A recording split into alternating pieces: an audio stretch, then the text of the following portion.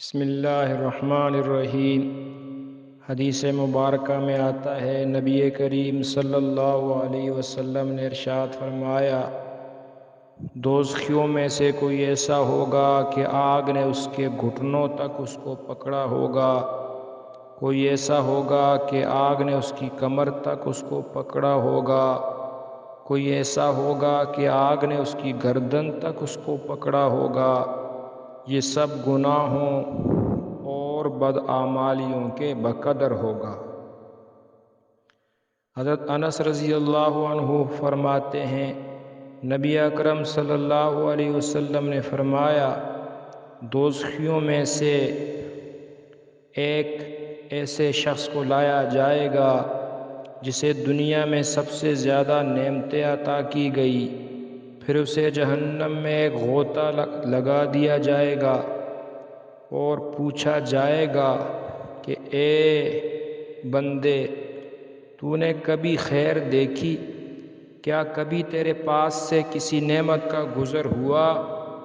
تو وہ جواب دے گا، اے میرے رب، اللہ کی قسم ہے، میں نے کوئی بھلائی اور نعمت نہیں دیکھی۔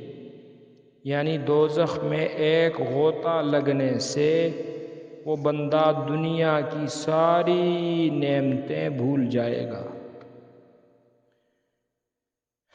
اللہ سبحانہ و تعالیٰ فرماتے ہیں، دوزخیوں کا حال یہ ہوگا، وَيَأْتِيهِ الْمَوْتُ مِنْ كُلِّ مَكَانٍ، ہر طرف سے اس دوزخی پر موت کی آمد ہوگی، وَمَا هُوَ بِمَيِّتٍ، اور وہ کسی طرح مرے گا نہیں، وَمِن وَرَائِهِ عَذَابٌ غَلِيظٌ، اور اس کو اور سخت عذاب کا سامنا کرنا پڑے گا۔ اور وہ سخت عذاب کیا ہے؟ ہمیشہ ہمیشہ دوزخ میں رہنا ہوگا۔ سورہ زخرف میں اللہ سبحانہ و تعالیٰ فرماتے ہیں، ان المجرمین فی عذاب جہنم خالدون لا یفتر عنہم وہم فیہ مبلسون، بے شک نافرمان لوگ عذاب دوزخ میں ہمیشہ رہیں گے، وہ عذاب ان سے ہلکا نہ کیا جائے گا اور وہ اسی عذاب میں مایوس پڑے رہیں گے۔ سورہ فاطر میں فرمایا، والذین کفروا لہم نار جہنم، جو کافر ہیں ان کے لیے دوزخ کی آگ ہے۔